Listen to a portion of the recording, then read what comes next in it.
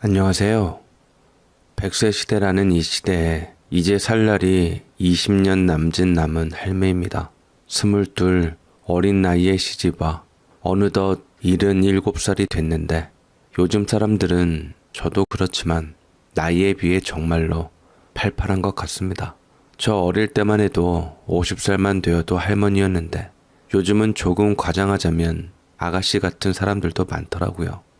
제가 연인님들에게 사연을 보내는 것은 다름이 아니오라 우리 손녀 때문입니다. 시집 안 간다고 펄펄 뛰면서 무슨 남자의 애를 낳아주네 마네 하더라고요. 결혼하면 지 인생이 노예처럼 쪽쪽 빨리다가 사라지기라도 하는 것처럼 무조건 여자 손해라는 겁니다. 그래서 제가 그런 마음가짐이라면 결혼하지 말라고 했습니다. 시작부터 그런 못나고 못된 생각으로 남의 집에 평지풍파 일으키지 말고 너 혼자 살라고요.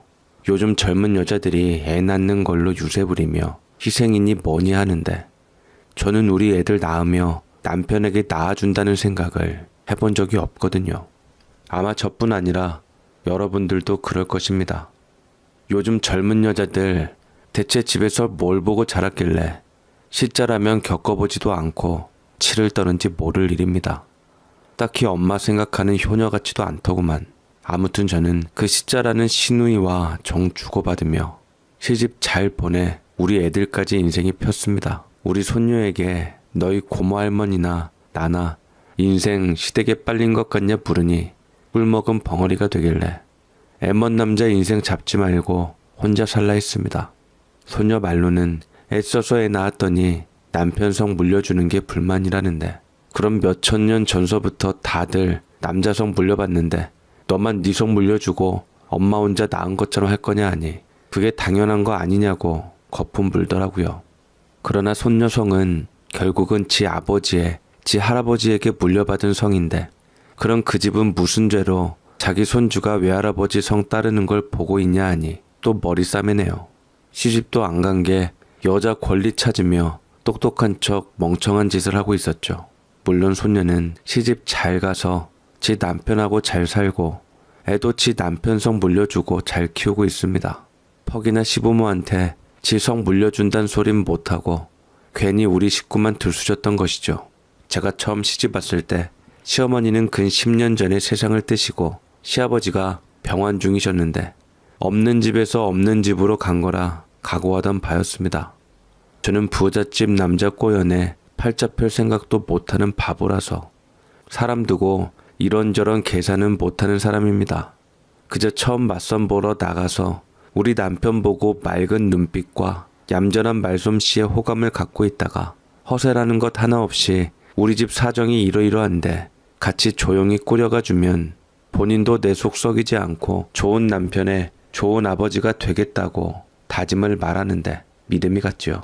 특히 아버지는 곧 가실 것 같지만 아직 어린 시누이 이야기를 하며 많이 곤혹스러워했는데 저 시집갈 때 아가씨가 중2로 홀아버지의 근 10살 차이 나는 오빠인 남편이 둥개둥개하며 키워서 올케인 저에게 또 어떻게 굴지 장담할 수가 없다고 하더라고요.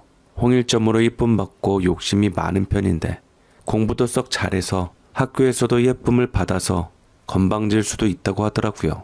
결과적으로 신혼부터 아프신 아버지의 어린 신우 수발까지 해야 하는 게 미안하다고 말하는 남편의 솔직함에 반해서 어차피 나도 집에서 장녀로 동생 수발에 각종 굳은 일 도맡아서 했다. 친정은 7 식구인데 시집가면 당신까지 3명 수발만 들면 되니 그렇게 힘들지는 않겠다고 말했죠.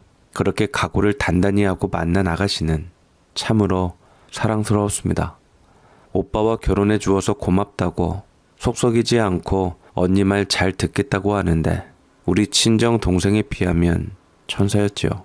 장남인 남편하고 장녀인 제가 데이트를 할 때면 다방에서 커피 마실 돈 아껴서 군밤 봉지 들려보내고 남편도 제 손에 빵이며 통닭이며 쥐어주어서 서로의 집안 어린 것들에게 점수를 후하게 따놓고 시작을 했습니다. 평소에는 징그럽게 말 안 듣던 내 동생들이 저 시집갈 때 우는 걸 보며 마음이 짠했지만 반대로 방실거리며 저를 반기는 아가씨는 귀여웠습니다. 가만히 무표정으로 있으면 영락없는 새침대기인데 미소라도 지으면 표정이 확 풀어지며 순식간에 사람을 훅 당기는 매력이 있는데 어딘가 맹해 보이는 우리 동생들과 달리 똑똑한 아가씨는 첫 봐도 공부 엄청 잘할 것 같이 생겼고 실제로 공부를 잘했습니다. 방마다 상장이 그득그득 붙어 있는데 그림과 글짓기도 잘하는지 경시대회에 나가면 최소 금상이었고요. 남자 둘에 중2 여학생 사는 집치고 깔끔한 시댁은 누군가는 치우고 또 누군가는 어지르는 우리 친정과 달리 모두들 본인이 어지른 것은 치우는 것이 습관이 되었다는 것이죠.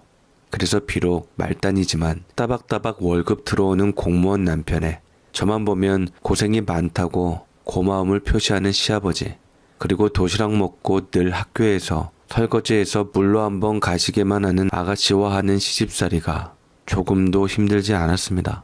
시아버지가 간밤에 주무시다가 돌아가신 게 아가씨 고이된 어느 날이었으니 근 3년을 보셨는데 우리 친정아버지 가시면 이럴까 의문이 들 정도로 참 많이 슬프고 상심했더랬죠. 그 이후로 조금 자유로워진 저는 뱃속에 아이 품고 제가 따로 돈 벌 방법이 없나 궁리를 했습니다. 어차피 저는 가난한 친정 핑계 댈 필요도 없이 공부할 머리는 아니지만 우리 남편도 그렇고 시누이도 그렇고 머리 하나는 좋은 사람들이었거든요. 비록 아픈 시아버지 대신 돈 버느라 남편은 대학은 꿈도 못 꾸었지만 아가씨만은 어떻게든 대학을 보내고 싶었습니다. 그러나 뱃속 아이 때문에 저나 남편도 현실적으로 주저할 수밖에 없었으니 제가 해볼 때까지는 해볼 생각이었습니다. 게다가 남편 혼자 버는 것보다 이왕이면 저도 벌면 도움이 되겠다 싶은 생각은 평소 가지고 있었는데 아가씨 생각하니 욕심이 생기더라고요. 가난은 해도 그 안에서 깔끔하게 쓸고 닦는 시댁 사람들은 언젠가 일하러 가서 본 부잣집 사람 못지않은 교양이 있었거든요. 저는 아가씨만은 그 격에 맞는 곳으로 올려주고 싶었습니다. 이후로 저는 바짝 돈독을 올렸지요. 처음에는 옆집 아주머니가 물어다 주는 옷수선을 맡아서 했는데 낡은 옷 해진데 꼬매고 이쁜 옷감으로 구멍난 곳 메우는 작업이었습니다. 다들 없이 살던 시절이라 이걸 또 구제시장에 내다 팔았거든요. 그래서 별로 돈이 안 되었죠. 그래서 또 알아본 게 잔칫집 음식 해주는 거였는데 배가 땡겨서 쪼그리고 앉아 전 부치는 게 영 힘들더라고요. 그래도 새로운 일감 물어다 줄 때까지 잔치 음식 만들다가 드디어 제법 돈이 되는 주단집과 연이 닿았습니다. 옆집 아주머니까지 대동하여 주단집 사장님 앞에서 동정도 달고 팔을 다는데 이 팔 다는 작업이 꽤나 섬세한 작업이거든요. 자칫하면 우글우글해지고 들뜨기도 하는데 어릴 때부터 동생들 무릎 기우고 구멍난 옷수선 하다 보니 바느질 하나만은 자신 있었지요. 그렇게 바느질 시범을 보이고선 일을 받아 하던 저는 급히 마무리해야 할 작업들을 하나둘씩 하다가 서서히 원래 일하시던 아주머니들 일감을 야금야금 넘겨받아 하게 되었지요. 이게 쉬워 보여도 고급 옷감에 있는 사람들 상대하는 장사라 꼼꼼하고 깔끔하게 바늘 간격까지 재봉틀로 박은 듯이 해야 하는데 비싼 옷감에 손 바느질이라 힘들고 부담이 갔지요. 그러나 주로 혼주나 맞춤으로 하는 한복은 품삯이 세거든요. 남편 벌이만큼은 아니라도 살림하면서 밤에 자리 잡고 하니 제법 벌이가 됐고 재미가 있어서 기쁜 마음으로 했죠. 제 목표인 우리 아가씨 대학 보낸다는 기준이 딱 있어서 신이 났습니다.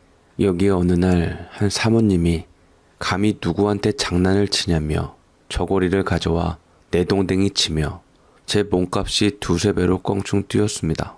사장 어딨어? 어떻게 이럴 수 있어? 내가 여기 어머니 때부터 단골 아니야? 내가 가격 얼마 부르건 토단 적 있어? 나도 나름 믿고 맡기는 건데 어떻게 감히 나를 속이니? 봐, 이거 재봉틀로 박은 건가 아닌가? 누굴 속이려고 그래? 사람 그렇게 안 봤는데 실망이네? 사모님, 우리는 무조건 수작업인 거 알잖아요. 게다가 그거 얼마 전부터 일하는 세대게 한 거예요. 그이가 손이 젠데 그렇게 기계가 박은 듯이 잘하거든요. 내가 그런 걸로 여사님들 속일 사람이면 진작에 망했죠. 잠깐만요. 내가 그 세댁 불러서 직접 보여드릴게요. 그래? 그럼 내가 그만두라고 할 줄 알았니? 어디 한번 데려와 보여봐. 사람 바로 앞에 두고 눈 하나 깜짝을 안 하고 속여 먹으려고 그러네? 이거 옷감 자체가 미끄럽고 단단해서 기계 아니면 이렇게 안 나온다고. 나 디자이너야. 옷 공부할 만큼 한 사람이라고. 믿기는 소리를 해야 믿어주지. 아니면 그동안 내가 믿고 맡긴 품값 다 뱉어내야 할 거야. 알았어? 예, 직접 보셔요. 내가 그래서 경력이 없어도 비싼 값부터 시작한 사람이니까. 하여간 내가 사람 잘 봤지. 깐깐한 사모님이 재봉질했냐고 쫓아올 정도니. 저는 바로 주단집 사람이 헐레벌떡 뛰어와 전하는 말 듣고 일자리 떼일까 푸른 배 안고 뛰어가서 사모님 앞에서 직접 바느질하는 것을 보였지요.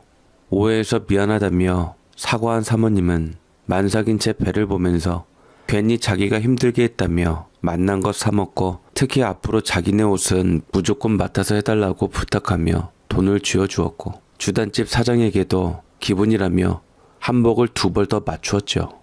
이 소문이 퍼져나가서 주단집에도 불나고 저도 일복 터져서 저는 애 낳을 때 진통 오는 중간중간 바느질하며 아이들을 낳았더랬습니다.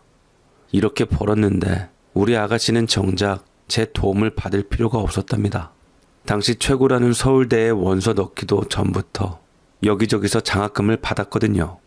당시에 굴지의 제약회사 회장님이 돌아가시면서 그 유산 얼마를 떼어 장학사업을 널리 하셨는데 학비 절반은 이 기업에서 대주고 숙식도 장학기숙사에서 하면서 신우에게 들어갈 돈이 엄청나게 절약이 되었답니다.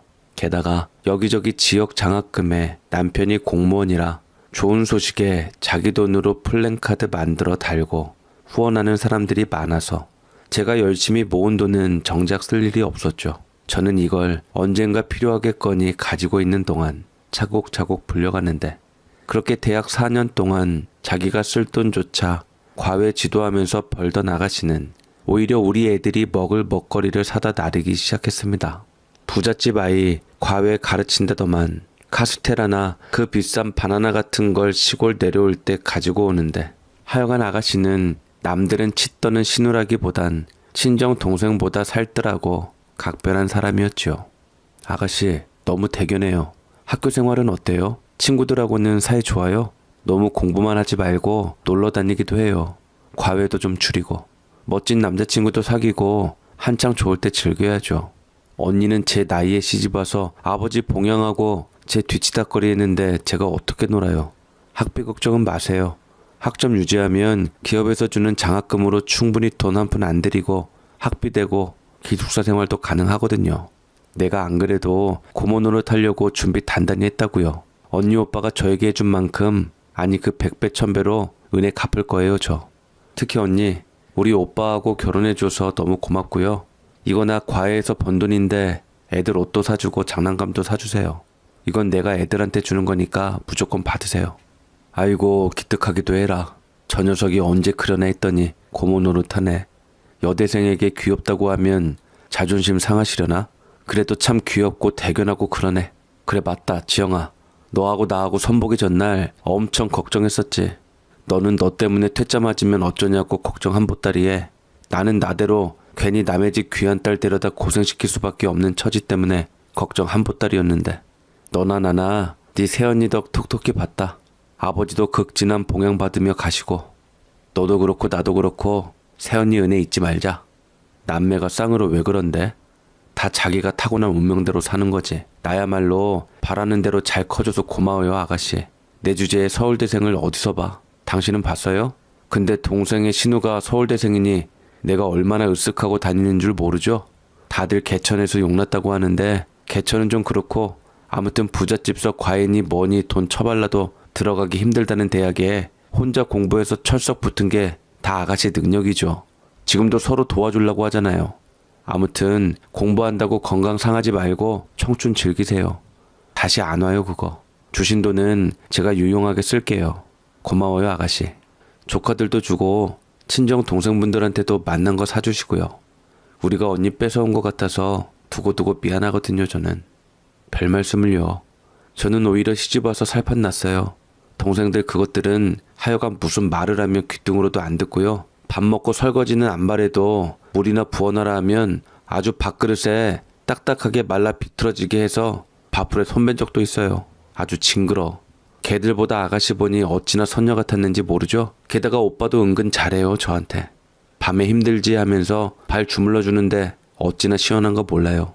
아가씨도 돈 잘 벌어다 주는 남자도 좋지만 오빠처럼 나한테 잘하는 사람 찾아서 연애하고 결혼해요. 알았죠? 많이 배운 거 아까워도 아직은 여자 일자리도 별로 없으니까. 이때 아가씨 뺨이 발그레지길래 누가 있는가 보다 했더니만 과외하는 학생네 오빠하고 눈이 맞은 모양입니다. 과외시킬 정도면 집안 가세는 안 봐도 뻔한데 우리 집에 가져오는 보도 듣도 못한 만난 것들이 집에 내려간다 하니 그 집서 챙겨준 거란 말에 김칫국을 안 마실 수가 없었죠. 저는 당시 아가씨가 우리 애들 사 먹이라고 건네준 돈부터 제가 한복 바느질하여 번 돈까지 내내 학비 되려고 모아둔 비밀 통장에 꼬박꼬박 집어넣고 점점 불어나는 것을 즐기고 있었는데 기억하실란가 모르겠지만 그때 은행 이자가 참 쏠쏠했답니다. 10,000원 넣으면 한 달 만에 이자가 1,000원이 되는데 신이 나서 더더 모으고 싶었거든요. 사실 우리 아가씨가 서울대 합격하는 거야 의심 한 톨 없을 정도로 당연한 거라 저는 그 기쁜 날 통장 내밀며 새언니다운 모습을 보여주고 싶었는데 허사로 돌아가고 시집 갈 때 혼수를 노리고 있었거든요. 아무리 잘나도 여자가 버는 돈이 한계가 있던 시절이라 잘난 우리 아가씨 기 안 죽게 친정 어머니처럼 챙겨주리라 마음먹었던 것인데 분위기상 보통이 아닌 집안 남자와 그렇고 그런 사이라는 것을 알게 된 후로는 더 마음이 급해졌지요.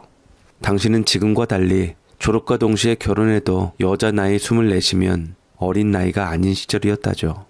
부잣집 남자와 만나고 또 서로 그 집 아들이 아니더라도 서울대생 며느리 받아들일 집안이면 살아도 어느 정도 살 거라 저는 열심히 아가씨를 위한 통장에 돈을 모았습니다.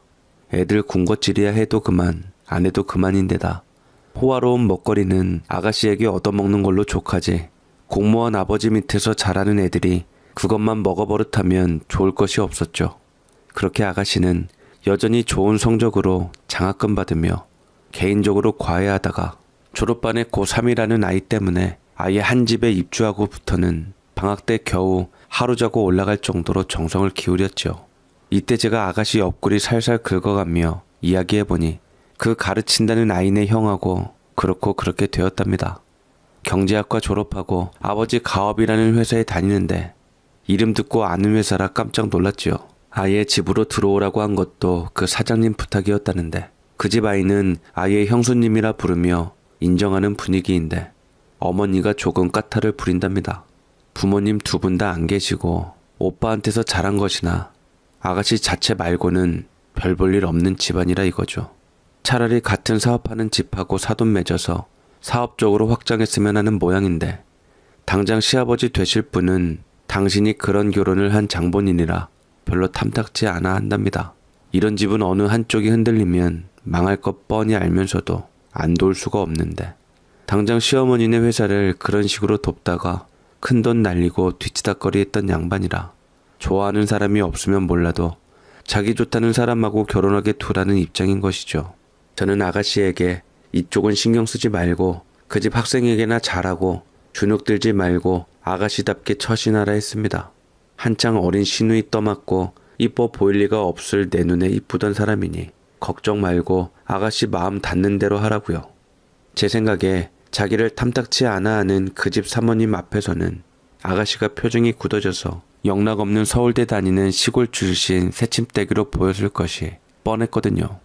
그래서 마음을 편안히 먹고 사귀는 남자 어머니가 아니라 지도하는 학생의 어머니로 생각하라고 했습니다. 예쁜 미소와 웃음을 지으라는 뜻이었지요. 아가씨가 의외로 자존심이 강했거든요. 그랬더니 그 말을 알아듣고 자연스럽게 또 사람을 훅 감아들이는 미소와 웃음으로 사모님에게 달리 보이고 물 한 모금을 먹어도 제 손으로 물컵 씻어서 들여놓고 간식 먹고 넘겨줄 때는 어질러진 그릇들을 포개어 정리하여 내놓으니 일하는 아주머니부터 사람 참 됐다, 가정교육 잘 받았다는 소리를 들으며 점수를 후하게 받은 모양입니다. 가르치는 학생 서울대 합격 소식과 함께 훤칠하고 과묵한 그 집 큰형과 내려온 아가씨는 졸업과 동시에 결혼 소식을 전했으니 드디어 제가 그동안 준비한 모든 것을 풀어놓을 차례였지요. 애들 어느 정도 컸겠다. 아가씨가 부잣집 며느리로 들어갈 낌새가 보이자마자 시누이를 딸처럼 키워 명문대 보낸 것에서 한 걸음 더 나아가 부잣집으로 시집 보내기 작전으로 목표가 바뀌었고 이후로 더 많은 한복 바느질을 했더랬죠. 그리고 아가씨 뺨을 붉게 만든 부잣집 남자와 결혼한다는 이 기쁜 소식에 혼수 준비를 하라고 10년 한복 바느질로 번 비밀 통장을 내주며 눈물을 삼켰죠. 이제야 이 돈을 쓰겠네요. 내가 아가씨 대학 보내려고 따로 모은 돈이야. 근데 혼자 장학금 받아 다니고 생활도 혼자 해결하니 쓸 데가 있어야지. 그래 시집갈 미천으로나 써야지 하고 차곡차곡 모았어요. 내가 이런 말하면 하늘에 계신 시어머니가 기분 나빠하실지는 몰라도 아가씨는 나이 차는 얼마 안 나도 내 딸 같았어요. 솔직히 딸보다도 이뻤지. 어디서 이런 시자를 만나.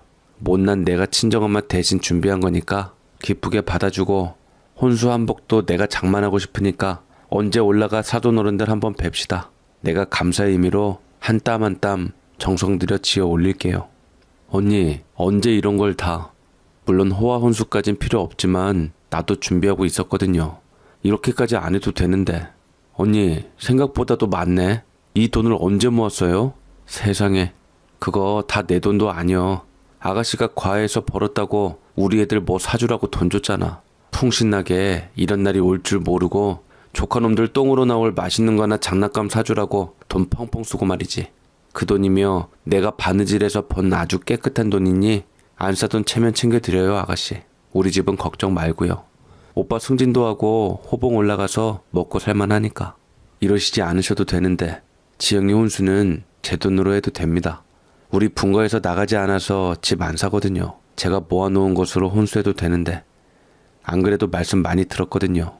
새언니 시집와서 조카 낳기도 전에 지영이 뒷바라지하고 친엄마처럼 따뜻하게 보듬어줬다고요. 장인어른까지 정성으로 보낸 분이라고 오빠보다도 더 챙겨야 할 분이라고 늘 말했는데 저희가 어떻게 이 돈을 받습니까? 나야말로 해준 게 없어서 섭섭했거든요. 말로는 내 도움받았다고 하는데 다 자기가 혼자 개척한 거예요. 내가 다른 건 몰라도 시집갈 때는 도움되어야지 하던 참인데 아가씨는 충분히 받을 자격이 있어요. 혹시 돈이 모자라서 그래요? 모자르면 모자르는 대로 보태서 쓰세요. 사모님들 입는 모피코트 한 벌은 사겠죠. 나는 가격을 몰라서. 어디 한 벌뿐이야 언니? 수십 벌 사겠는데? 언니 고마워요. 나는 맨날 받기만 하네. 고마워요. 언니 내가 이 은혜 평생 갚을게. 혼주 한복은 제가 사돈 어른들 모시고 그분들이 다니는 주단집에 들르려고 했건만 친히 내려오셨는데 제가 일하는 주단집 이름을 듣고는 거기도 유명한 데라고 알아보신 안사돈이 직접 와보고 싶다고 하셨다더만요. 처음에 못마땅해 한다는 소리를 들어서 엄청 까다롭고 못되게 생겼나 보다 했는데 생김은 상상보다 수더분했고 무엇보다 바깥사돈 되실 분이 호인이시더라고요. 그래 우리 아가씨 시집간다는 소리에 주단집 사장님이 아가씨 칭찬부터 제 칭찬까지 자랑이 늘어지고 어느 까탈스러운 사모님이 니네 재봉틀로 박냐며 화나서 쫓아온 일화를 이야기하는데 창피해서 혼났네요. 그렇게 색색의 화려한 옷감을 아가씨에게 이리저리 대어보며 아가씨 신랑감에게도 우리 아가씨 잘 부탁드린다 신신당부를 하고 제일 좋은 옷감 고르고 골라 한 땀 한 땀 선녀처럼 정성스럽게 지어 입혔지요. 혼수 이불도 제일 예쁜 비단으로 대고 폭신폭신 목화솜 잘 틀어 인형이 덮고 잘 듯이 구름같이 지어 올리니 그 부잣집서도 눈이 동그래져서 돈 주고도 못 구하겠다고 입이 떡 벌어졌죠. 아가씨의 시집 가는 날 사업하는 사돈네에 비해 한참 수준 딸리는 집이지만 나름 주단집 단골 사모님들이 방문해 주셔서 구색 갖추고 마냥 기울지 않게 잘 치러냈지요. 그렇게 제가 가진 정성 다해 부잣집 남자와 결혼시킨 아가씨는 간간히 명절에 안부 전화하고 용돈 얼마 붙여주는 것 말고는 발길이 뚝 끊겼지요. 살짝 서운할 뻔했지만 시어머니가 처음에 못마땅하게 여겼다니 아가씨 나름대로 사정이 있겠거니 저는 이제 우리 애들을 위해 바느질을 열심히 하고 있었습니다. 한 해 두 해가 지나면서 사람들이 아가씨 소식을 묻는데 막상 대답해줄 정보가 없었던 저는 그저 잘 지낸다고 둘러쳤습니다. 아 이제는 우리와 격이 달라지고 다른 마음을 먹었나 보다. 친정이라고 내세울 것 하나 없으니 부끄럽기도 하겠거니 미워하지 않으려고 마음을 다잡고 바느질을 하며 돈을 벌었지요. 우리 애들도 대학 보내야죠. 그렇게 간간히 전화해서 아이 소식은 없나 언제 들러라 건성건성 전화통화를 하며 꼬박꼬박 용돈 붙여주는 신우 마음을 종잡을 수 없었는데 세상에나 4년 후에 이제 갓 낳은 애기 안고 내외가 내려왔습니다. 미안해요 언니 오빠. 나 미웠지? 그렇게 정성 들여 시집 보내놓으니 발길 뚝 끝나 하고 내가 언니 오빠 은혜 평생 갚는다 했잖아. 빈말 아니었거든요. 그러려면 나도 시댁에서 나 없으면 안 될 사람이 돼야지. 내가 그래서 잠시 언니 오빠 생각은 안 하고 내 할 일에만 집중하기로 했어. 다른 집 며느리 어디 집서 들였다 소리 나오면 나부터도 주눅 들어서 못 쓰겠더라고요. 그래서인가 애도 통 안 들어서고, 이거 알면 언니가 또 여기서 애명 걸면 애다를 것 같아서 내가 간간히 목소리만 듣고 말았어. 나 미웠지? 그럼 얼마나 미웠는가 몰라. 내려오면 문 안 열어주고 내치려고 했어. 이렇게 사람을 서운하게 하고. 그런 거였으면 임신해서는 말을 해주지. 어쩌자고 야반도주에서 도망간 사람들처럼 몰래 낳고 이렇게 두 내외가 안고 와. 말도 마세요. 아주머니 마시면 바리바리 챙긴다고 쉬쉬하고요. 이참에 어머니하고 친해지겠다고 집에서 우리 어머니한테 산후조리까지 받았어요. 우리 어머니는 저나 동생 낳고도 자기가 안 키웠던 분이시라 자신 없다고 뒤로 빼다가 마지못해 맡으셨는데, 또 산모하고 애 잘못될까봐 이리저리 묻고 발품 팔고 다니셨고요. 아무튼 본인이 수발을 해서 그런가 확실히 남다르게 대하긴 하세요. 이 사람 진통하는 거 보고 막 우셨어요. 하도 오래돼서 까먹었는데 그 생각 난다고. 어디 보자. 애가 애를 낳았네. 하여간 네 언니가 안 서운할 리가 없는데도 너만 잘 살면 그뿐이라고 이 악물고 참더라. 그래 너는 너대로 편한 언니 두고 혼자서 애 기다리고 시어머니 부려먹으며 애를 낳았다 이 말이지? 어디 우리 동생 살려준 복덩이 좀 보자. 고맙다. 어째 그렇게 애 태우다 왔냐 이 녀석아. 내 조카네. 하나뿐인 조카. 조카가 둘입니다 형님. 뱃속에 또 하나가. 고모부가 머리를 긁적이며 하는 소리에 저는 아가씨 손을 덥석 잡으며 큰조카 때 못한 축하 인사를 마음껏 했습니다. 그리고 이때부터 고모네는 우리 부부 일생의 인간 로또가 되어 제가 아가씨를 수발하듯이 우리 애들 뒷바라지를 하는데, 우리 아가씨 보면 시자도 나름 아니겠습니까? 한마디로 없는 친정 식구 도우려고 시댁에서 기반 다지고 시어머니와 정을 쌓기 위해 친정에 연락을 최대한 안 한 것이었습니다. 괜시리 저와 통화하면 이런저런 투정을 할 것 같아서 이를 꼭 물었다는데, 근 3년 동안 애 소식이 없어서 애 태울 때에도 솔직하게 상의하고 시어머니가 하라는 대로 따르고 쓰디 쓴 한약 가져다 주는 대로 꿀떡꿀떡 마셔주니 왜 애 안 생기냐 타박 안 하시고 내내 마음을 많이 써주셨답니다. 편한 친정 마다하고 시어머니에게 의지한 그 세월 동안 정이 쌓인 시어른은 아가씨가 말하기도 전에 우리에게 내려가 보이라고 하셨다는데, 이후로 우리 애들이 내내 사돈네와 고모덕을 보았죠. 우리 애들은 아가씨만큼 머리가 좋지는 않은가 그 비슷한 좋은 대학에 들어갔는데 거기가 고모부가 졸업한 학교였죠. 그래 동문이라는 핑계로 우리 애들 학비부터 사돈어른이 맡아 대주시고 취직까지 시켜주셨는데, 우리 애들도 낙하산이니 빽서서 들어왔다는 소리 안 들으려고 성실하게 일을 다녔죠. 제가 애들 고모네로 딸려 보낼 때 누누이 당부를 했거든요. 연줄 있는 고모네에서 평판 잃으면 너희는 어디 가서도 성공 못한다고 말이죠. 게다가 고모가 가르쳐 서울대 보낸 둘째 아들이 상대적으로 엄청난 집안 여식하고 결혼했으니 너희가 고모에게 짐이 되어서는 안 된다고 신신당부를 했는데, 천만다행으로 우리 아가씨 입지가 그렇게 흔들리진 않았답니다. 하긴 우리 애들이 어릴 때부터 이 집에서 내려보낸 바나나도 먹고 갖가지 귀한 음식 받아먹던 애들이라 심정적으로 호감이 많습니다. 단순하게 고모 시댁이 아니라 맛있는 거 보내주신 키다리 아저씨 같은 느낌이랄까요. 그래 바깥사돈도 그렇고 안사돈 만나서도 팍팍 앵겨드는데, 지들끼리 또 돈 모아서 그 집에 놀러가서는 당시 60 넘어 칠순 바라보는 사부인께 이쁘다고 아름답다고 귀염둥이 짓을 해서 이쁨을 많이 받았답니다.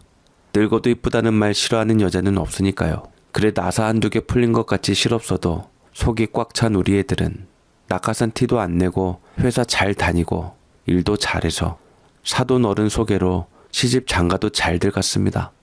사돈들 모두 한 10년 전에 세상 뜨셨는데, 저는 일단 가지고 있으라고 고모가 떼어준 주식인가 뭔가 받고부터는 일 안 하고 놀고 있습니다. 고모부에게 받은 주식을 우리에게 준 것인데 세상 촌년이 출세하여 지금 주식 뜯어먹고 산답니다. 물론 절대 팔 것은 아니지만 그 회사 주식 상황 보면 우리 부부 이름이 5번째로 올라와 있으니 기분은 좋습니다. 머리 좋은 놈은 영혼 없이 저만 안다고들 하는데 우리 아가씨 같은 사람이 또 있을까 싶습니다. 게다가 사돈들도 참 사람 좋았지요. 제가 오늘 사연 보낸 이유는요. 아가씨 자랑도 있지만 혹시나 들은 여자분들에게 하고픈 얘기가 있어서요. 누군들 노력 않고 산답니까? 시집가면 간 여자도 그렇지만 받아들이는 시댁에서도 낯설고 정체를 모르니 서먹하기 마련인데 처음부터 공주 대접, 왕자 대접을 바라는 것도 어불성설이죠. 40년 전 서울대생도 그랬는데 요즘은 막무가내로 상대가 좋아리길 바라는 것 같아서 참 씁쓸합니다. 손녀 보니까 젊은 처자들 요즘 시짠이 처가라면 질색팔색 하던데 애 낳아서 남자네에게 준다느니 그 꼴 보기 싫어 엄마 성 물려준다는 소리를 하려면 차라리 시집가지 말고 혼자 살았으면 합니다. 제가 그 소리 듣고 순간 혈압이 올라서 넘어갈 뻔했거든요. 우리 세대는 단 한 번도 애들을 낳아서 남자 준다고 생각한 적이 없는데 어디서 이런 해괴망측한 생각이 젊은이들 사이에서 퍼지는가 참으로 걱정스럽습니다. 내 예쁨은 내가 받는다는데 누군가 그런 마음으로 우리 집안으로 시집 장가올까 두렵네요. 세상이 어찌 되려는지 요지경입니다. 하여간 걱정 많은 노인네 이야기 들어주셔서 고맙습니다.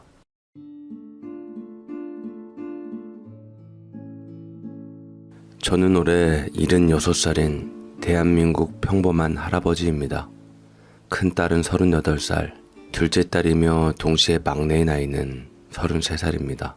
딸들도 이제 자리 잡았고 사위들도 모두 똑똑하고 사회에서 이미 한 자리씩 하고들 있어서 저는 걱정거리가 없어야 하는 게 맞습니다. 그러나 또 살림살이가 그렇지가 않네요.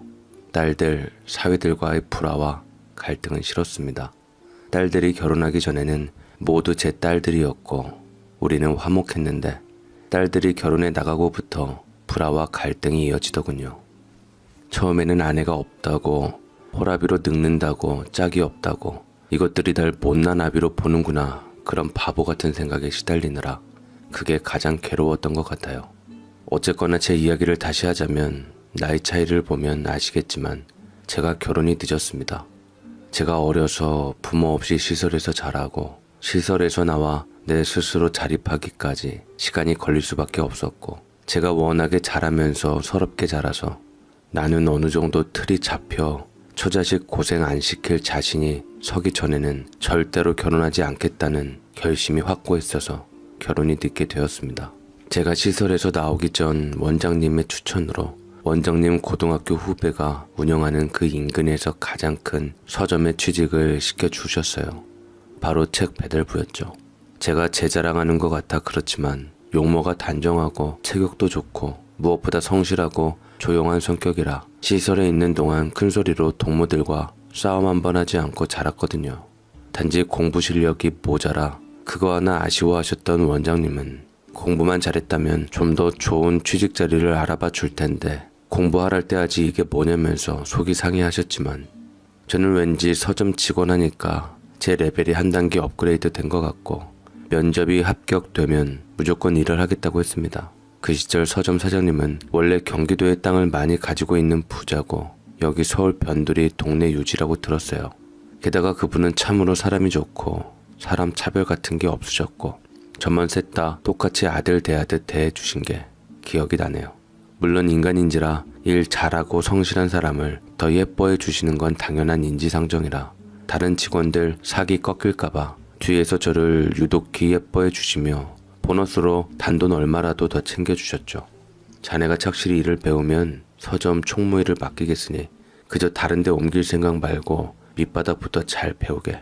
항상 사람이 어떤 한 군데 밑바닥에서 올라올 수 있는 패기가 있다면 심적으로도 기초가 탄탄해서 무슨 일을 하든 무너지지 않을 걸세. 라고 제게 힘을 실어주신 덕에 저는 그 말을 믿고 사장님의 조언을 가슴에 새기며 열심히 노력했습니다.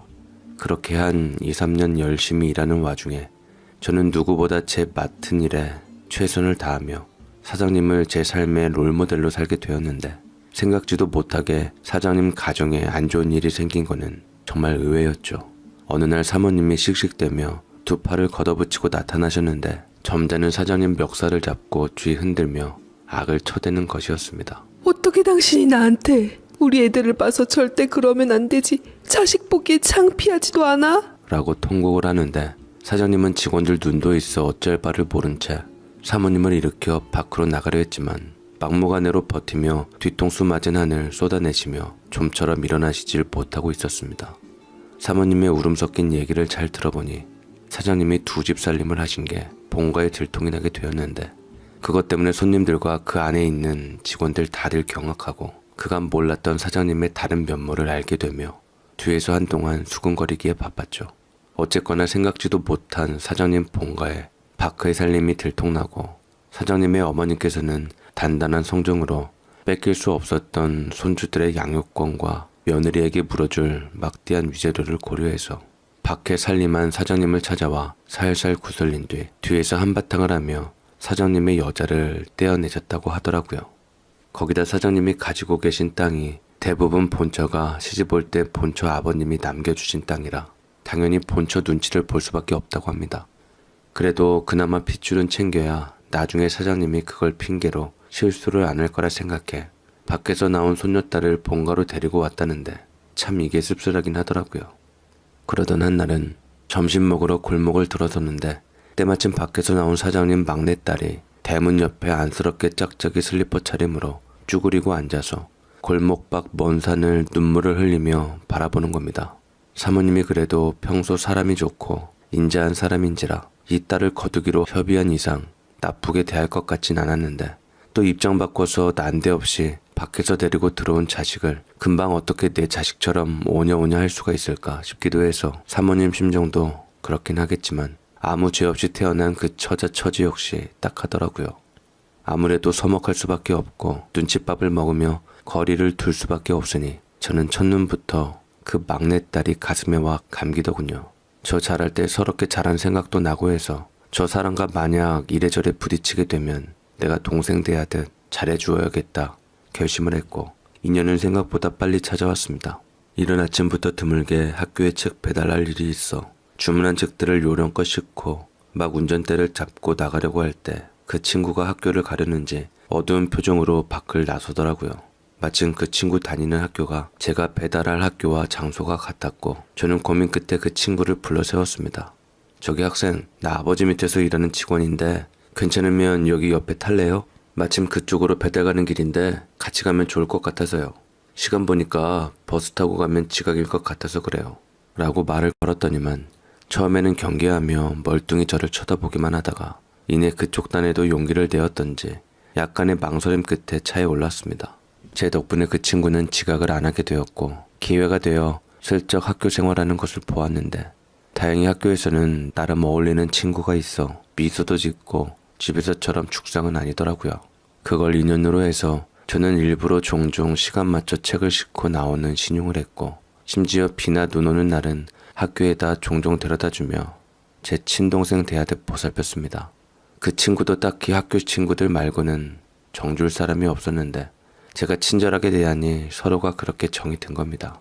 그 여학생은 저와 친남매 마냥 제게 오빠라고 하며 종종 고민도 털어놓으며 의지했고, 저는 그럴 때마다 그 친구한테 힘이 돼주며 말을 잘 들어주었어요. 왜 사람이 그렇잖아요. 말 못할 얘기를 누군가에게 털어놓는 것만으로도 기분이 후련해지는 거. 그 덕분에 그 친구는 학교 생활도 무리 없이 하고 대학 시험을 봐서 다른 도시에 있는 지방대학에 입학하고 하숙을 하게 되었더랬죠. 다신 그 친구를 못 보는 마음이 너무나 서운했지만 그래도 만나면 헤어짐이 있다, 회자 정리라고 마음을 접고 어디서든 행복했으면 하는 바람에 잘 가라고 이삿짐을 옮기던 날, 그 친구 역시 정이 든 저와의 헤어짐이 아쉬웠던지 농담 반 진담 반으로 그러더군요. 저 대학 졸업하고 오면 우리 결혼할래요? 그때까지 나 마음에 든 사람 없고 오빠도 마음에 든 사람 없으면 우리 그때 다시 만나볼래요? 라고 하는데 저는 그때까지만 해도 픽 웃고 말았습니다. 그때 저는 이미 30대 중반에 이르고 있었고 남들 아는 연애 사건 한 번 없이 오로지 돈 모으는 것에만 관심이 있었는데, 그때는 저도 사장님 밑에 있다가 돈을 어느 정도 벌어 독립해서 이미 서점 옆에 점포를 얻어 문구점을 하고 있을 때이기도 했지요. 사장님 말씀대로 밑에서부터 올라가니 저는 제 사업을 할 수 있는 힘과 능력이 생겼고, 덕분에 드디어 자수성가한 겁니다. 인근에 미래에 지망하는 학생들이 다니는 화실이 여러 군데 있었고 제게 최고의 기회일 수밖에 없었습니다. 그래서 저는 결혼하잔 말에 노총각에게 말만으로도 생각해줘서 고맙다고, 필요할 때 용돈이라도 쓰라고 조금 도톰한 돈봉투를 손에 꼭 쥐어주며 보냈던 기억이 납니다. 그걸 마지막으로 그 사람과 짧은 이별이 되었지요. 그동안 저도 사장님과 여러 지인들의 주선으로 수차례 선을 보았지만 그 여학생과 인연이 되려고 그랬던가 다른 여자와는 인연이 안 되었습니다.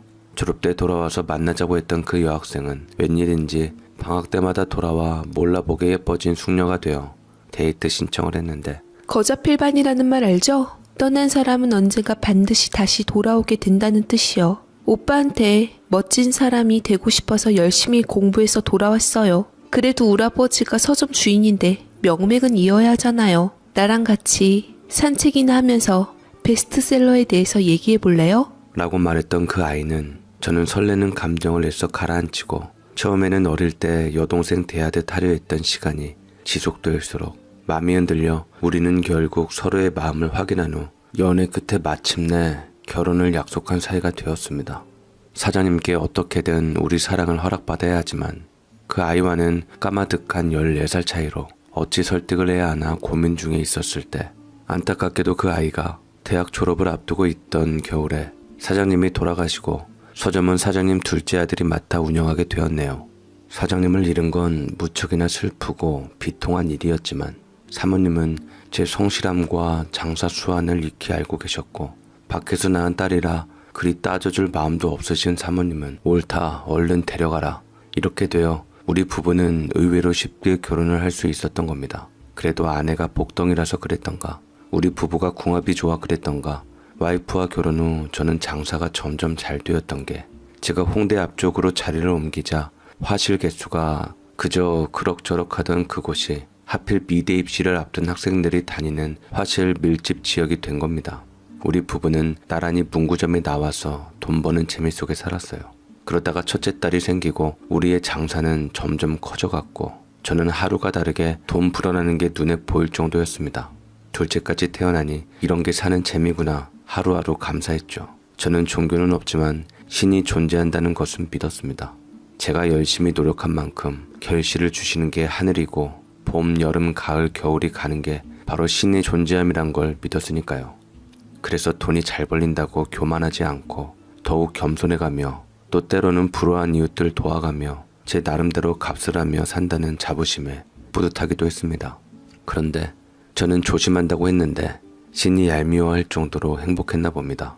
그날도 평소와 마찬가지로 물건을 매대에 정리하고 있는데 갑자기 일하던 직원이 소스라치게 놀라며 쫓아와 소리쳤습니다. 큰일 났어요, 사장님. 사모님께서 갑자기 휘청거리더니 쓰러지셨어요.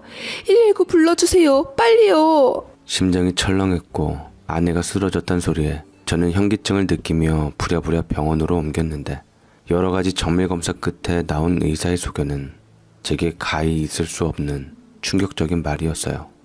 폐암입니다. 말기라서 이미 손을 쓸 수가 없으니 병원에서 힘들게 고통스럽게 치료받기보다는 살아생전 가족분들께서 편안하게 잘 대해주시고 보내주시는 게 맞을 것 같습니다. 라고 말을 했는데 하늘이 무너지는 심정으로 저는 그 자리에 주저앉고 말았습니다. 눈앞이 노래지고 빙빙 도는 게 무슨 뜻인지 알 것 같더라고요. 그토록 일밖에 모르던 아내에게 폐암이 진단되고 발견되었을 때는 이미 너무 늦어버린 상황이었으니 저는 미처 아내의 상태를 체크하지 못한 것을 자책했습니다. 그동안 그렇게까지 진행이 됐으면 많이 고통스러웠을 텐데 어떻게 그걸 아픔을 참고 견뎠는지 미련하고 원망스러웠어요. 둘째 낳고 얼마 되지 않아 아내 목소리가 잘 쉬어서 단지 산후조리가 충분하지 못했나 보다 생각을 하고 넘겼는데 그게 폐암 초기의 증상인 걸 모르고 넘겼다가 작은 아이 돌쯤에 발견되었고 이미 사기였습니다. 우리는 황망해하고 어떻게 대처해야 하나 전후 좌우 멍한 눈으로 살필 그 짧은 시간에 아내는 이미 기력을 쓸 수 없는 지경까지 진행되었고 우리는 이별을 준비하고 뭐고 할 새도 없이 당황해하다가 그 귀한 시간을 다 보내고 말았습니다. 당신, 나 가고 나면 우리 아이들 잘 부탁하고 당신도 잘 챙겨 먹어요. 내가 우리 아이들과 당신을 얼마나 아끼고 사랑하는지 잘 알지? 부질없는 이 목숨, 한평생 존재만으로 누군가를 아프게 하고 폐만 끼치고 갈 줄만 알았는데 그래도 당신을 만나서 나는 아이들을 낳고 내 가치를 알게 되었어. 가치 있는 사람으로 만들어줘서 정말 고마워요. 당신 곁에서 나는 정말 행복했어요. 아내는 오로지 남겨질 저와 아이 둘 걱정을 하며 쓸쓸하게 눈물을 가득 머금고 입을 열었고, 그런 아내가 안쓰럽고 안타까워서 저는 마르고 야윈 그 손을 꼭 잡고 펑펑 눈물을 쏟았습니다. 그 마지막 진행 와중에도 아내가 자신의 손이 필요한 모든 일을 마무리했죠. 저는 아무것도 생각할 수도 없는 멍한 지경에 이르러 있었으니까요. 우선은 보험들 처리부터 차곡차곡 노트에 정리해놓고 돌아가신 아버님이 아내 몫으로 남겨주셨던 땅의 명의를 제게 돌려주었고, 자식들은 여자아이들이니 세심하게 살펴가며 키워야 하고, 아이들 몇 살 때는 무엇을 어떻게 해주어라, 그러니까 초등학교 고학년부터는 우유를 꾸준히 마시게 하라부터 소소한 모든 게 적힌 노트를 남겨두었습니다. 재혼을 하려거든 아이들 예민해질 시기인 사춘기 이르기 전에 하던지 사춘기 지나고 하라는 말은 몇 번이나 했죠. 본인이 하필 사춘기 때 출생의 비밀을 알게 된 것이 가장 큰 상처였다며 딸들은 그런 아픔을 안 가졌으면 좋겠다고 경험을 빗대면서 말이죠. 제게는 가장 가슴 아픈 당부였고, 얼마 지나지 않아 아내는 참으로 시린 추운 겨울날 떠났습니다. 땅 파기도 힘들게 한겨울에 죽냐고 아내의 계모인 장모님은 그래도 나름 그녀를 키우면서도 못내 한스러움이 많았던지 서글프게 말씀하셨더랬죠. 아내를 묻고 돌아온 날부터 모든 것은 다 제가 짊어지어야만 하는 것이 되어야만 했습니다. 둘째가 한참 엄마가 좋을 나이에 엄마를 잃었으니 저는 둘째를 보기만 해도 가슴이 찢어졌어요. 그때부터 시작된 것 같습니다. 둘째에게는 무엇이든 다 해주고 싶다는 강박관념이 말이지요. 큰아이는 그래도 10살이라 엄마 사랑을 받은 기억이 머릿속에 있을 나이였거든요. 10살 된 큰딸, 5살 된 작은딸, 그리고 저까지 우리 셋은 마치 엄마새 잃은 아기 새들처럼 서로 기쁘비며 살았고, 제 사는 의미는 오로지 두 딸이었습니다. 재혼도 머릿속에 없었습니다. 문구점은 이제는 직원들 둘 두고 운영 중이었고, 제가 자리에 없어도 순탄하게 굴러갔기 때문에 저는 시간의 대부분을 집에서 살림하면서 둘째를 키우는 데 보냈습니다. 육아, 음식, 세탁, 청소, 저는 그때부터 완전히 제 몸에 길들이게 되며 아이를 키우는데도 익숙함이 생겼죠. 무탈하게 우리 아이들이 잘 자라주면 전 그것만으로도 행복할 것 같았는데, 그렇게 온전히 잘 흐를 것 같은 일상 속에서 그쯤에 첫 딸에게 사고가 날 뻔한 일이 생겼습니다. 아이를 데리고 저녁 창거리 사러 길 건너 시장을 가는데, 길에 난장을 편 나무를 사려고 앉은 순간 아이가 제 손을 빠져나가 신호등이 바뀐 찾길을 건너는 거였습니다. 순간 아비의 본능으로 가슴이 철렁했지만 제가 그 전에 붙잡고 품에 안고 넘어져서 우리 딸은 털끝 하나 다치지 않았지만 저는 그때 하필 다리를 다치게 되었어요.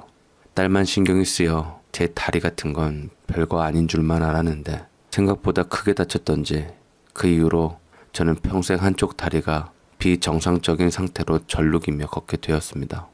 그 이후로 다행히 더 이상 큰 해프닝 없이 아이들과 저는 셋이 행복하고 평안했습니다. 다만 엄마 없는 빈자리 빼고요.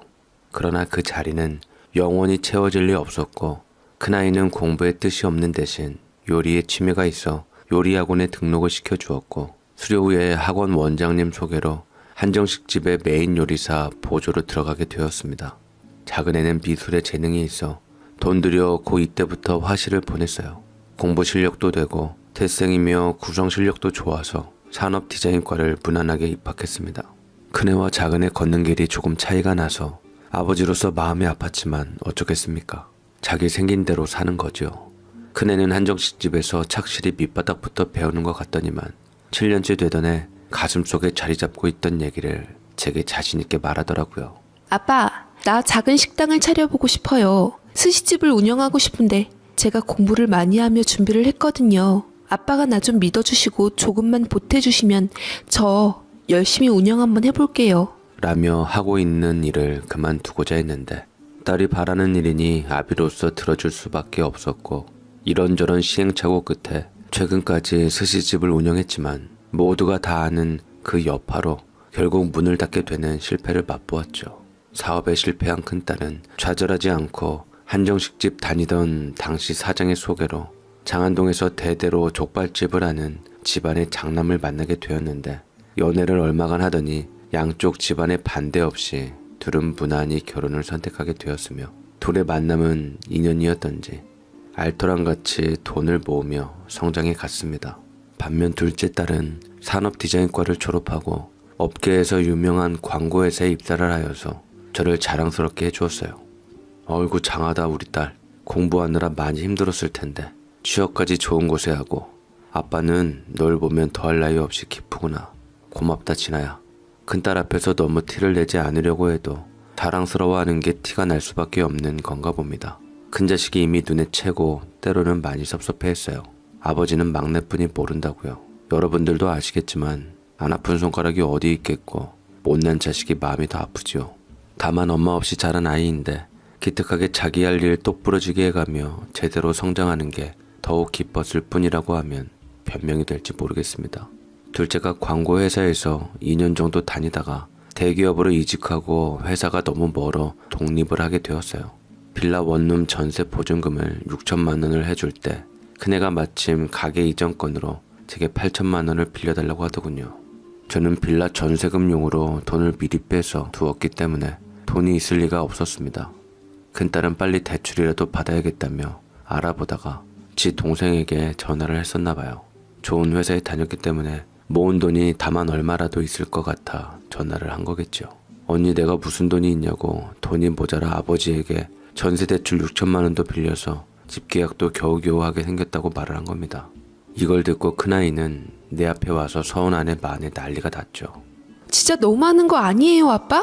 어떻게 진아한테는 빌라 보증금 6천씩이나 해줬으면서 내가 8천 해달라고 할 때는 왜 없다고 한 거예요? 아니면 그때 가게 보태준 것 때문에 진아한테 해준 거예요? 그렇게 따지면 진아는 나보다 미대 진학하느라 학원비도 더 많이 썼고 대학 등록금도 들어갔잖아요.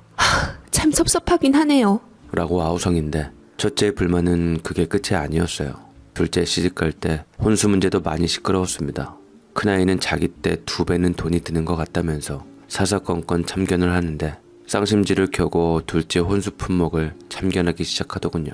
언니가 언니답게 좀 의젓할 수 없냐고 지가 큰딸애를 나무랐습니다. 도저히 민망해서 두고 볼 수가 없는 거였어요. 그걸로 큰딸과는 크게 의상하게 되었고 혼수 문제로 상한 감정이 가라앉지도 않았는데 다른 문제가 또 생겼습니다. 둘째 사위가 청약된 아파트가 내년 여름 지나고야 입주가 가능하다고 하는 거였고 그때까지 시댁에 들어가 살아야 하는데 도저히 그렇게 하고 싶지는 않다며 이번에는 둘째 딸이 징징거리는 겁니다. 그럼 내가 집을 비워줄 테니 여기서 살다가 청약 아파트로 들어가거라. 인생에 단 한 번뿐인 신혼시절인데 내가 1년 반 정도 나가서 살면 되지 뭐. 여기 작은 오피스텔 월세가 있으면 되니까 아파트 입주 전까지 불편하지 않게 잘 지내거라. 라며 둘째 딸에게는 월세초로 조금만 받고 제가 나가 있기로 했다는 소식을 들은 큰딸은 펄펄 또 뛰는 겁니다. 아버지 혼자 오피스텔로 나가서 사는 거 도저히 못 보겠으니 우리 집에서 함께 살고 장사하는 우리들 대신 손자들도 대신 좀 봐달라는 애걸애걸을 하는 겁니다. 저는 내 집 역시 큰딸은 틀리구나 생각했죠. 고마움에 오피스텔 월세를 딸에게 주기로 하고 저는 못 이기는 척 딸네 집으로 들어갔습니다. 사위가 성격이 호탕해서 불편할 것 같지는 않았으니까요. 그런데 들어간 지 얼마 안 되면서부터 생각과는 달리 불편해지더군요. 평소에 딸 내외답지 않게 덤덤하지가 않고 둘 다 좀 뭔가 너무 잘하려고 애쓰는 거예요. 장사로 바쁠 시간에도 식사하셨냐부터 꼬박꼬박 전화에다가 장사 쉬는 날은 같이 외출해서 즐겁게 해주려고 하고 사실 너무 잘하려고 했어도 사람이 불편하거든요. 한날은 퇴근 시간도 아닌데 사위가 들어와 갑자기 어디 좀 구경 나가자는 겁니다. 저는 저녁에 문구점에 나가서 장부도 좀 볼 겸 문구점에 나가야 했어서 겸사겸사 같이 나갔습니다. 그러더니 강남 회사 밀집 지역으로 데리고 가더니 먹자골목 입구에 있는 상가 1층 자리가 났다면서 거기에 망했던 스시집 2호점을 내고 싶다고 하는 겁니다. 그렇게까지 돈이 여유가 되냐고 물었더니 돌아오는 말이 기가 막히더라고요. 아버님, 이제 문구점에 거의 안 나가다시피 사람 두고 운영하는데 인건비 나가고 또 예전 같은 장사도 안 되는데 문구점을 권리금 받고 파시고 돈을 좀 회전해 달라고 요청드리는 겁니다. 예전에 집사람 혼자 해서 스시집을 말아먹었지만 이제는 저까지 있잖아요. 당시 사업을 아쉽게 접었어서 자꾸 아른거리는지 아내도 계속 미련이 있더라고요. 저희 집에서 지내시고 계시는데 정이 있으시면 그래도 그 정도는 해주실 수 있지 않나요? 라고 사위가 얘기를 하는데 아주 당당하게 당연히 해줄 것처럼 그러는데 어처구니가 없더군요. 사전에 차분히 의논을 하는 것도 아니고 딸이 와서 말하는 것도 아니고 사위놈이 대놓고 그러니까 더 괘씸한 거예요.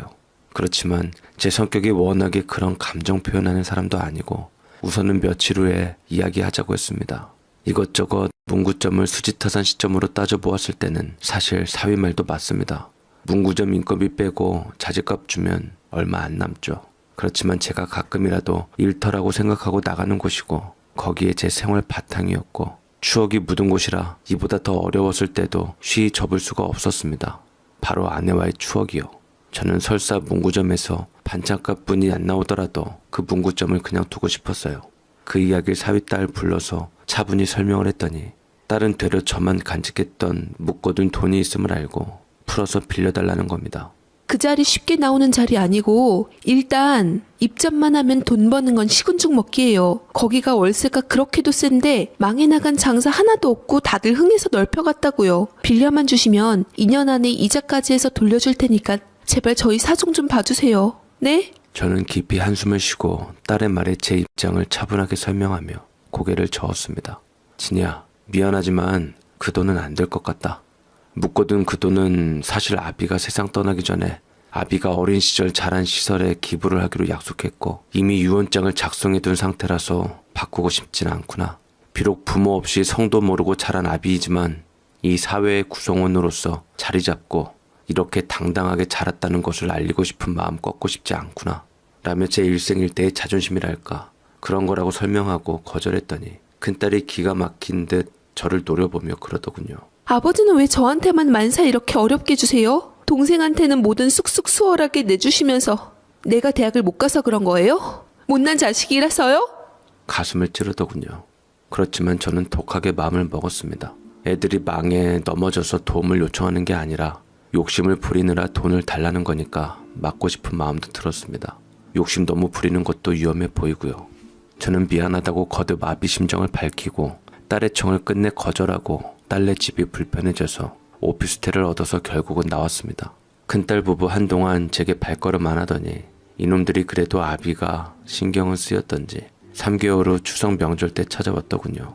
그렇게 어영부영 화해가 이루어진 겁니다. 아이들은 그 장사 잘 되는 곳을 팔고 은행 빚까지 얻어서 결국 그 목 좋다는 데로 옮겨 앉았습니다.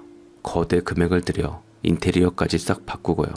처음 2달 자리 잡느라 손님은 그냥저냥 월세 겨우겨우 내더니 석 달째는 짭짤하게 장사가 되는 모양이었는데 비슷한 시기에 가격 거품을 줄인 것으로 마케팅한 경쟁업체가 등장하더니만 엄청난 월세에 눌린다고 끝내는 2번째 사업까지 손들고 나앉더군요. 은행 빚에 쫓겨 3금융권까지 얻어쓰고 다른 막다른 골목에 쫓겨서 울며 불며 저를 찾아왔습니다.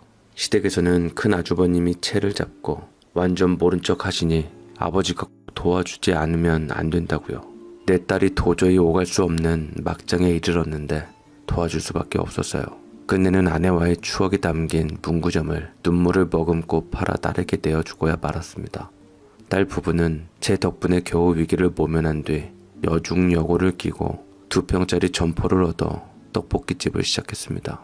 큰 딸아이는 불굴의 의지를 가진 게 저를 닮은 데가 많아 좌절하지 않고 박박 밑바닥부터 다시 시작하더군요. 참 내 자식이지만 너무 기특하고 눈물겨워 속으로 따로 생각해둔 게 있었지만 입을 열지는 않았습니다.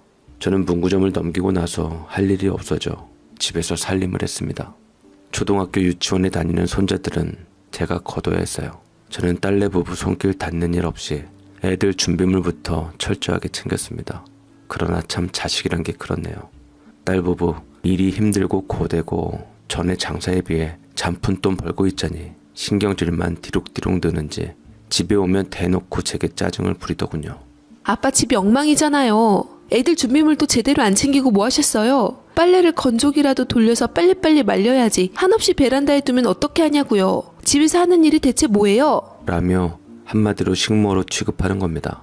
이제 여름이면 둘째 딸이 청약 아파트에 입주하니 제 집으로 돌아갈 수 있었지만 당장 믿었던 큰딸에게 이런 취급을 당하니 왠지 너무 서럽고 내가 지금 내 집 두고 이게 뭐하는 짓인가 싶어서 그리고 둘째가 어떻게 사나 궁금도 하고 해서 낮에 잠깐 가보았습니다.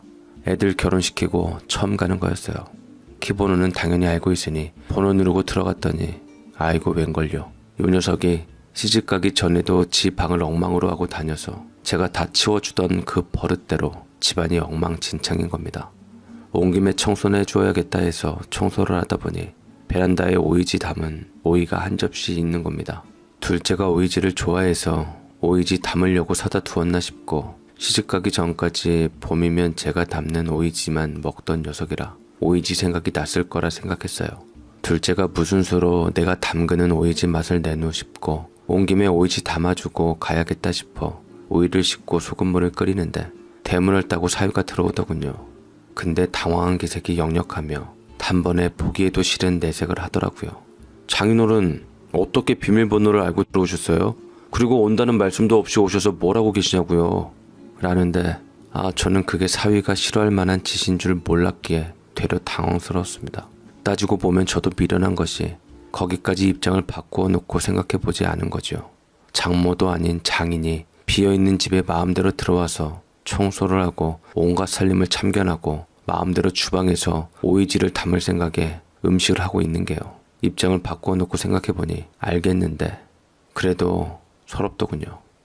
거실을 차지한 가구들, 소파며 찬장이며 고급 하부 TV며 모두 다 제 살림이고 제 집이고 제가 다 아는 제 그릇 냄비들 오이지 항아리들인데 그게 제 것이 아니라는 부정을 당하는 느낌이었어요. 저는 두 말도 않고 쫓기듯 나왔습니다. 나와서 큰딸네로 가려고 버스를 타는데 왠지 갈 데가 없는 느낌이 들더군요. 저는 그대로 부동산으로 갔습니다. 바로 입주가 가능한 오피스텔을 하나 얻었습니다. 그리고 입주 청소 바로 해달라고 부탁을 하고 바로 대형마트로 가서 이불이며 살림 도구들을 구매해 배달을 부탁하고 큰딸네 동네로 가서 어린이집 하원하는 손자를 받아 집에서 같이 저녁을 먹고 딸네 부부 귀가하길 기다렸습니다. 저녁 늦게 딸네 부부가 돌아와 내일부터 당장 집에 와서 아이 봐줄 선생님 구하라고 하고 저는 딸네 집에서 나왔죠. 들고 나올 짐은 여행용 가방 2개면 되었습니다. 그 캐리어를 끌고 나와 잡는 사위와 딸을 뿌리치고 택시를 잡는데 이게 바로 이번 제 인생에서 제가 가진 모든 짐들이란 생각이 들더군요. 오피스텔에서의 제 생활은 그냥 병든 닭이 닭장에 갇힌 그 모습 자체였어요. 갑자기 모든 게 막막함과 더불어 이렇게 평생 살아봐야 내게 남는 게 그 무언가 하는 거, 그리고 얼마 남지 않은 제 인생에 대한 허무함. 무엇보다 행복했던 기억이 너무나 오래전 같이, 아니 아예 존재하지도 않았다는 생각.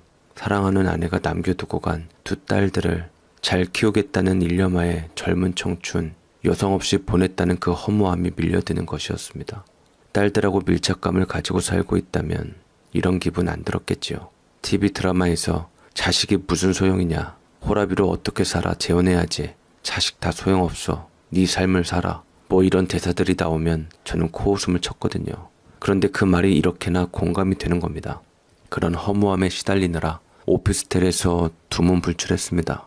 오죽하면 관리실에서 계속 전화가 왔을 지경이겠습니까? 노인 하나가 혼자 들어와 사는데 두문불출하니까 신경이 쓰였겠지요. 큰딸내 작은딸내 연신 전화를 해왔지만 저는 걱정하지 말라고 당분간 혼자 있고 싶다고 카톡을 돌렸습니다. 여름이 되어 작은딸이 이사를 가고 저는 제 집에 돌아갔습니다. 이제는 완전히 혼자서 혼자의 삶을 살아가야 한다는 각오로 저는 운동을 시작했죠. 새벽에 동네 뒷산 약수터에 오르기 시작한 지 한 달도 안 된 어느 초가을날부터 제 눈에 띄게 된 고운 할머니 한 분이 제 가슴을 설레게 하더군요.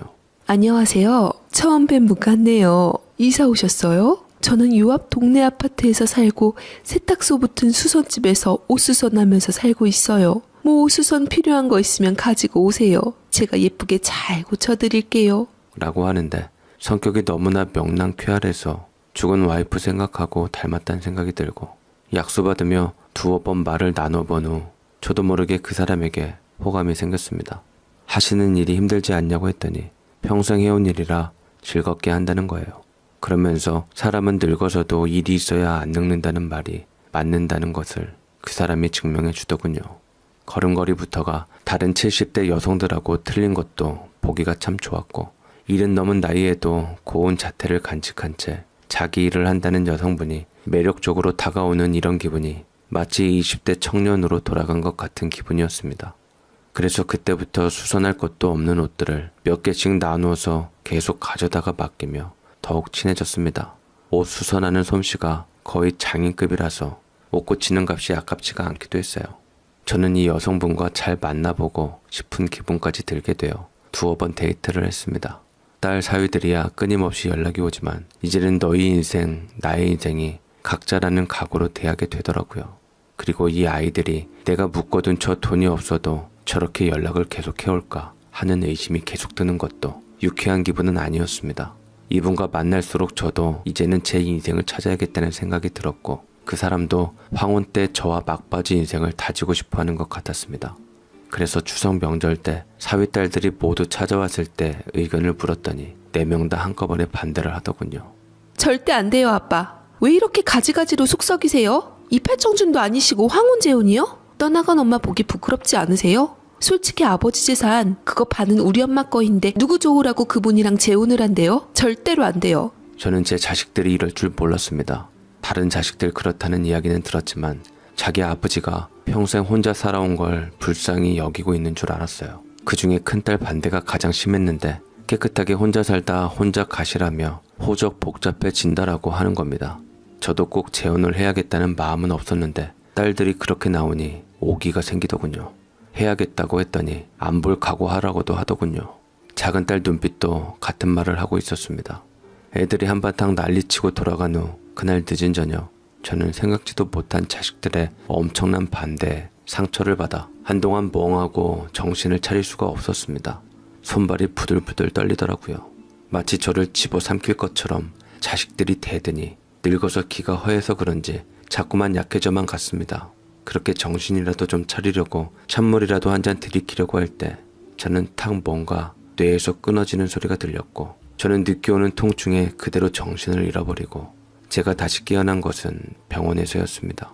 일주일에 3번 청소해주러 오시는 도우미 아주머니가 저를 발견해서 119에 실려 저는 병원에 오게 된 거였는데 이상하게 의식은 돌아왔지만 몸이 제 마음대로 움직여지질 않더라고요. 부랴부랴 소식을 받은 자식들이 몰려왔고 저는 뇌졸중 진단을 받았고 이미 제 몸은 마음대로 움직일 수가 없는 상황에다 말도 제대로 나오지가 않았습니다. 화장실을 가려고 방향을 잡는데 엉뚱한 데로 가게 되니 문 밖에를 나가게 되지를 않고 한마디로 일상생활이 불가능하게 되었습니다. 무엇보다 누가 하는 말을 제대로 이해하기가 어려운 게 너무 힘들 뿐더러 제 의사를 제대로 상대방에게 전달하는 것도 힘들게 되니까 더욱더 사람을 피하게 되더군요. 당연히 재혼을 생각하던 여성분과는 멀어지게 되었습니다.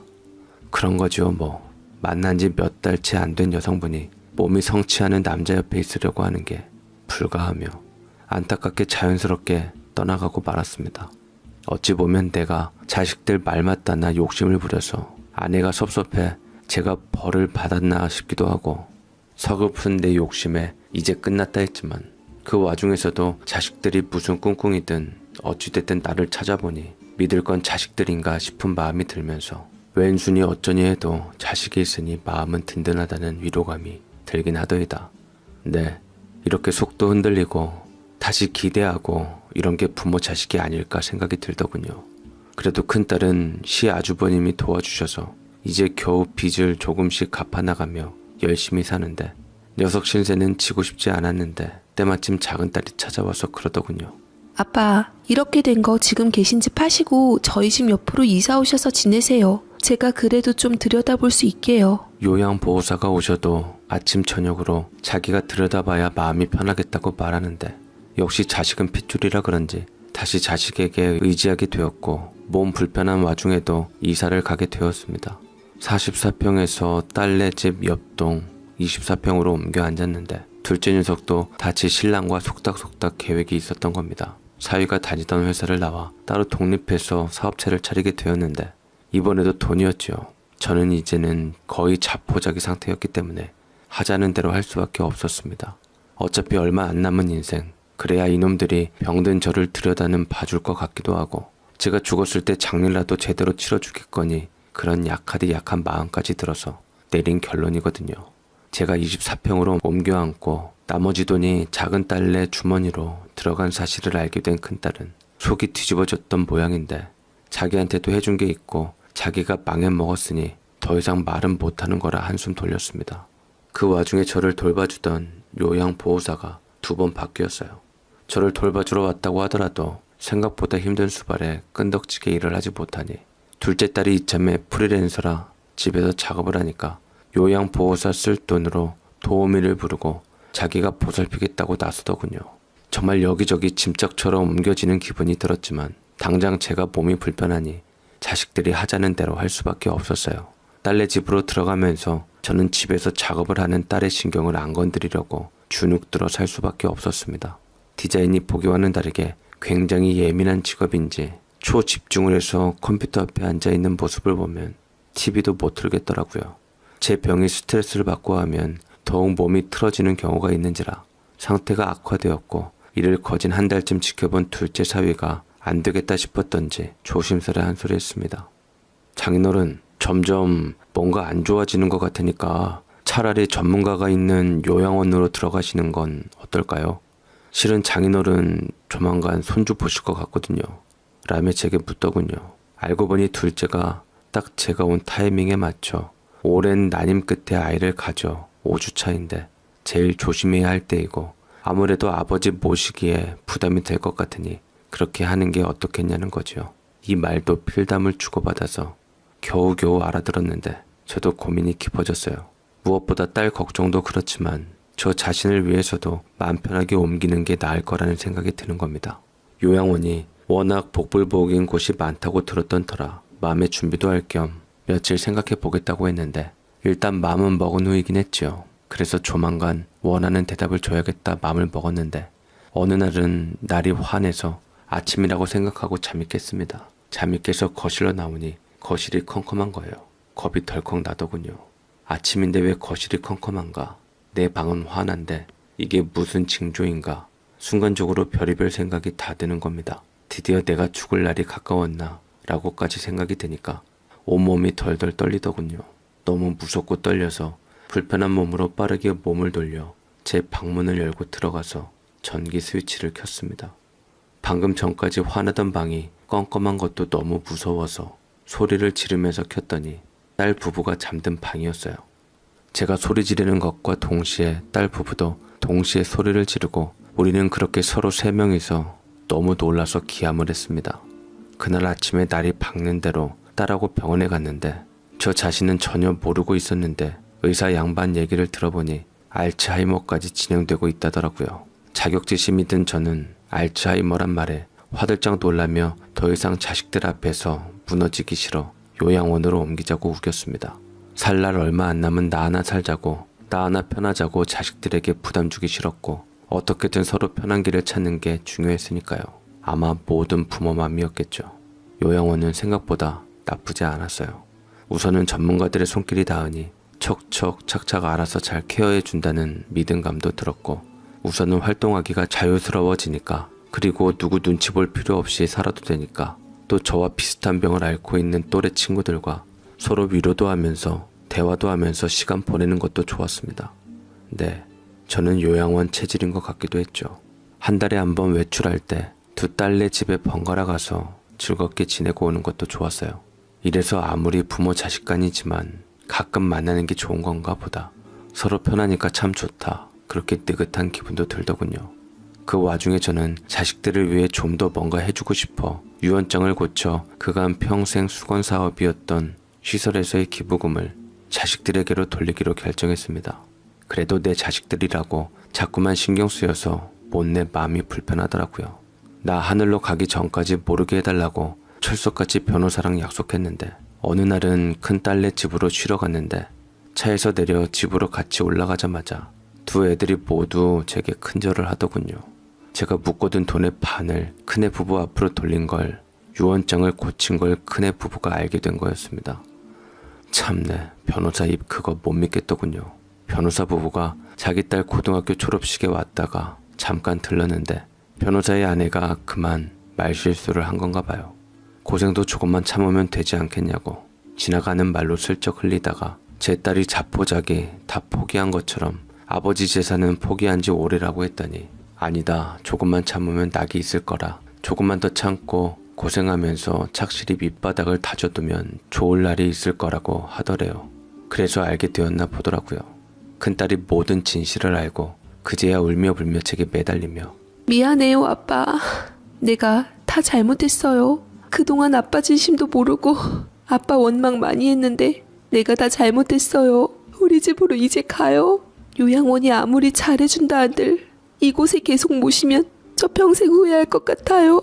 죄송해요. 잘못했어요, 아빠. 그동안의 잘못을 용서해달라고 잊어달라고 하면서 같이 가자 하는데 이제는 정말 잘 모실 마음의 준비가 되었으니 아버지께 불효한 죄로 아버지 떠나시면 평생 한으로 남을 것 같다면서 매달렸지만 저는 이번에야말로 조용한 말로 거절했습니다. 그렇게 딸의 말대로 그렇게 다시 딸의 신세를 지면 그건 재산을 대가로 날 모시게끔 하는 내 부성애가 퇴색된 조건부 사랑이라는 생각이 들어서요. 저는 이젠 그냥 맘 편히 요양원에서 전문가들의 도움 받아가며 활기차게 또래 친구들과 즐겁게 지내다 세상 떠나서 제 아내 곁으로 가고 싶네요. 그래도 우리 자식들이 다들 잘 살고 내 진심을 알아주었으니 이제 당장 눈을 감아도 전 여한이 없으니 그걸로 된 겁니다. 오늘따라 우리 딸들의 모습에 보인 어여뻤던 아내가 무척이나 그립고 보고 싶네요. 저 잘하고 왔다고 이젠 아내가 칭찬해 주겠지요. 제 사연 읽어주셔서 감사드립니다.